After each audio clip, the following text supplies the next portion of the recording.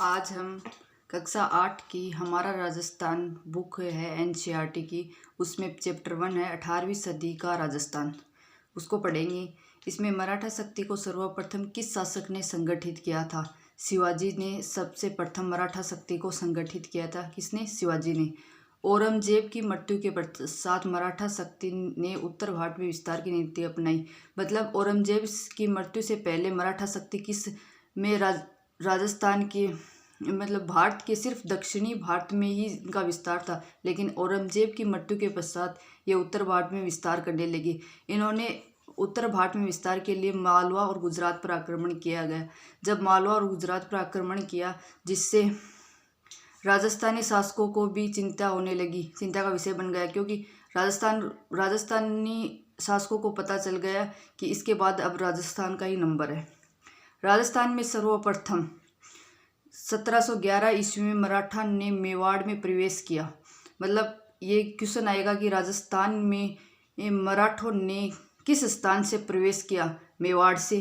किस स्थान से? मेवाड़ से प्रवेश किया। और मेवाड़ से कब? 1711 ईस्वी में। 1720 ईस्वी में पेशवा बाजीराव ने मराठा ध्वज को अटक से कटक तक फहराया का लक्ष्य निर्धारित किया था। पेशवा बाजीराव था, उसने ये बताया कि उसका लक्ष्य था कि मैं अपने मराठा जो ध्वज है उसको अटक से कटक तक फैलाऊंगा। ठीक है। उत्तरी भारत में मराठा अग्रसर होने लगे। ठीक है। 1726 ईस्वी में मराठों ने कोटा और बूंदी पर आक्रमण किया। क्वेश्चन आएगा कि मराठा शासकों ने सर्वप्रथम राजस्थान में किस पर आक्रमण किया? कोटा और बूंदी पर। कब? 1726 ईस्वी में। इसके पश्चात 1728 में किस पर किया? डूंगरपुर। बांसवाड़ा के शासकों ने खिराज देना स्वीकार किया। मतलब 1728 ईस्वी में डूंगरपुर व बांसवाड़ा के शासक थे, उन्होंने खिराज देना मराठों को स्वीकार कर लिया है। 22 अप्रैल 1734 में मराठों ने बूंदी के शासक बुद्ध सिंह को पुनः वहां का शासक बताया। मतलब अभी तक सिर्फ आक्रमण कर रहे थे, लेकिन 12 अप्रैल 1734 में मराठों ने बूंदी के शासक को बुद्ध सिंह को पुनः वहां का शासक बनाया।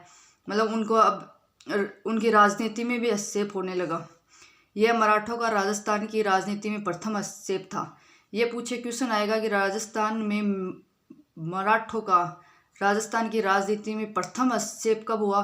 तो 22 अप्रैल 1734 में। कहाँ? बूंदी में। किसको नियुक्त किया गया? बुद्ध सिंह को नियुक्त करके हुआ। इससे वहाँ के शासक भयभीत होने लगे। मराठों के विरुद्ध कोई ठोस नीति बनाने का निर्णय लिया। अभी जब भी राजपूत शासक थे इन मराठों से भयभीत हुए, तो उन्होंने कहा कि इसका कुछ समस्या का कुछ समाधान होना चाहिए। इसलिए उन्होंने एक हुड्डा सम्मेलन बनाया। हुड्डा सम्मेलन भीलवाड़ा में। ठीक है, भीलवाड़ा में। ये मराठा शक्ति को रोकने के लिए हुआ था। 17 जुलाई 1734। 17/7/1734। 17 दूनी 34। इस तरह से इसे याद कर लेना। हुड्डा सम्मेलन भीलवाड़ा में हुआ, जिसकी अध्यक्षता किसने की थी? मेवाड़ के महाराणा जगत सिंह द्वितीय ने की थी। इसमें कौन कौन शामिल थे? इसमें शामिल थे आमेर के सवाई जयसिंह, जोधपुर के अभय सिंह, नागौर के भक्त सिंह, कोटा के महारावल दुर्जन साल शामिल थे। इस सम्मेलन में एक अहमदनामा तैयार किया गया। अहमदनामा मतलब कोई शपथ पत्र होता है ना, वैसे तैयार किया गया है, जिसमें निश्चित किया गया कि किसी एक दूसरे के साथ मिलकर आक्रमण करेंगे, मिलकर रहेंगे, और जब भी जिसका एक का शत्रु होगा वो दूसरे का भी शत्रु होगा, एक का मित्र होगा वो दूसरे का भी मित्र होगा। पर ये योजना सिर्फ कागजों पर कार्य ही सीमित रही। इसका वैसे धरातल पर इसका कोई महत्व नहीं था। और इसमें यह भी निश्चित किया गया कि वर्षा के पश्चात रामपुरा में हम सब एकत्रित होंगे, लेकिन इसका कोई फल नहीं मिला। इस नीति में एकता का अभाव था। मतलब ये बता रहे थे कि राजपूत शासक है ना, जाति भाषा रीति रिवाज सब की तरह से एक थे, लेकिन उनमें एकता का अभाव था। और ये नीति इसीलिए सम्मेलन ये असफल हुआ, क्योंकि आमेर के सवाई जयसिंह की उदासीनता, निर्णयों की अस्पष्टता के कारण ये सम्मेलन विफल रहा और मराठों की विरोध नीति को असफल बना दिया। ठीक है, फिर है मराठों को राजस्थानी शासकों का प्रभुत्व बढ़ा। पेशवा बाजीराव इसने राजस्थानी नीति का आकलन करने के लिए अपनी माता राधाबाई को 1735 में राजस्थान की तीर्थ यात्रा के लिए भेजा और वह अपनी माता जो सकुशल वापस लौट आई तो उसने पेशवा बाजीराव ने राजस्थान दौरा किया फिर और उसमें चौथ वसूल की। फिर अगला है, इसमें लिख रहा है कि राजस्थान के उत्तराधिकारी संघर्ष में मराठों की भूमिका। राजस्थान में उत्तराधिकारी संघर्ष शुरू हो गया जिसमें मराठों ने भी हस्तक्षेप किया। यह 1743 से 1750 ईस्वी तक। ठीक है, फिर है जयपुर उत्तराधिकारी संघर्ष। इसमें पहला जयपुर उत्तराधिकारी में उदयपुर के महाराणा अमर सिंह द्वितीय की पुत्री का विवाह सवाई जय सिंह के साथ 1708 ईस्वी में इस शर्त के साथ हुआ कि यदि अमर सिंह की पुत्री चंद्र कंवर बाई का जो पुत्र होगा वही जयपुर का सिंहासन पर बैठेगा। 1743 में सवाई जय सिंह की मृत्यु हो गई और चंद्र देवी का पुत्र कौन था? माधो सिंह ने अपने मामा जगत सिंह द्वितीय, मतलब अमर सिंह का पुत्र था ना जगत सिंह द्वितीय, उसके सहयोग से सवाई जय सिंह के ज्येष्ठ पुत्र, सवाई जय सिंह को ज्येष्ठ पुत्र हो ईश्वर सिंह और छोटो पुत्र कौन हो जो चंद्र कंवर बायू पैदा हुए हो माधो सिंह, ईश्वर सिंह को चुनौती दी। ठीक है, इसमें मराठा सरदार मल्हार राव होलकर द्वारा माधो सिंह का पक्ष लिया गया।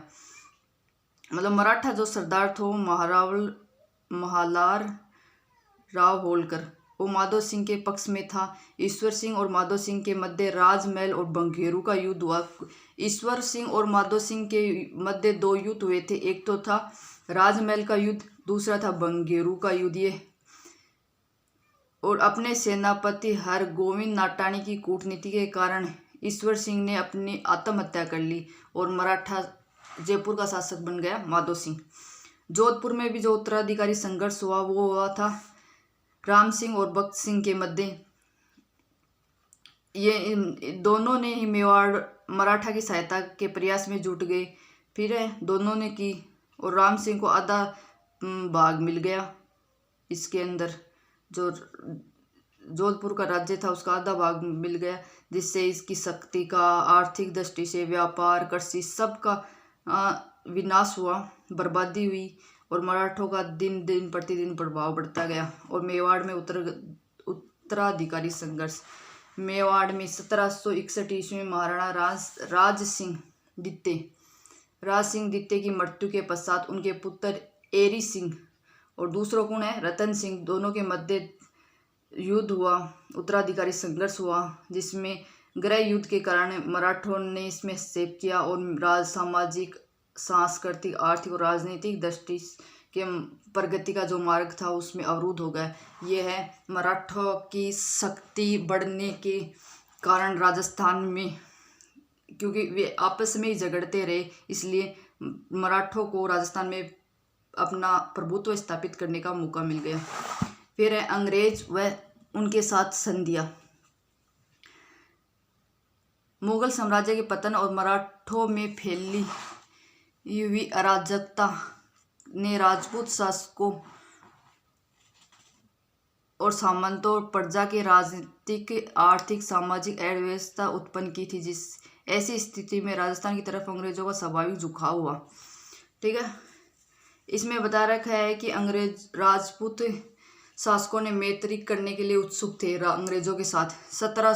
1817 से 1818 में राजपूत शासकों ने अंग्रेजों के साथ संधियां करनी शुरू कर दी थी। कब? 1817 से 1818 में सर्वप्रथम अंग्रेजों के साथ संधि की थी। सर्वप्रथम 29 सितंबर 1803 में भरतपुर ने 1818 तक सिरोही को छोड़कर सभी राज्यों ने उनके साथ संधि कर ली थी अंग्रेजों के साथ, और सिरोही ने की थी 1823 ईस्वी में। ठीक है, 1817 और 1818 में मराठा संधियों के परिणाम से अंग्रेजों को दिए जाने वाले खिराज से अंग्रेजी देशी शासकों की आर्थिक स्थिति खराब होगी। अंग्रेजों को शासकों के आंतरिक मामलों में हस्तक्षेप का अवसर मिल गया। अंग्रेजों ने राजसामंतों की विशेषाधिकार शक्ति नष्ट करने पे दबाव डाला। मतलब यह है कि इससे अंग्रेजों का जो प्रभुत्व है वो सामाजिक, राजनीतिक, आर्थिक, सांस्कृतिक सभी दृष्टि से, व्यापारिक दृष्टि से सब की ओर से अंग्रेजों का प्रभुत्व बढ़ने लगा, जिसका परिणाम आगे चलकर 1857 की स्वतंत्रता संग्राम हुआ। अब इसमें कुछ शब्दावली दी है, जैसे अहमदनामा, जिसमें इकरारनामा, समझौता प्रपत्र।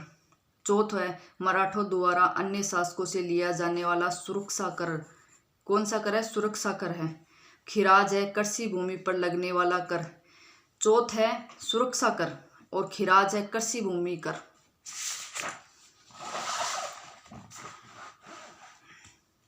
निम्न में से हुड्डा सम्मेलन की अध्यक्षता किसने की थी? इसमें यह है जोधपुर के महाराणा जगत सिंह द्वितीय, ये आमेर के सवाई जय सिंह, अभय सिंह, भगत सिंह ये शामिल थे इसमें। मराठा शक्ति को सर्वप्रथम संगठित किसने किया था? सर्वप्रथम शिवाजी ने संगठित किया था। किसने? शिवाजी ने संगठित किया था।